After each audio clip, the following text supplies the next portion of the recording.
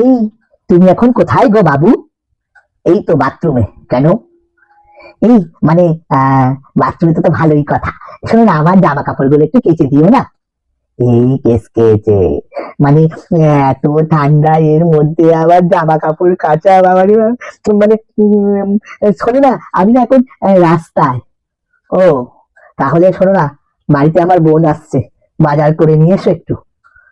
এই আবার খরচ, মানে খরচ খরচ চারিদিকে শুধু খরচ।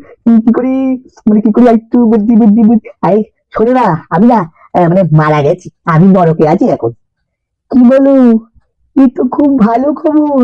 মানে শোনো না, 2002 সালে আমার বাবার কোন বুথে, কোন কেন্দ্রে মানে ভোট দিত, একটু জেনে নিও না প্লিজ।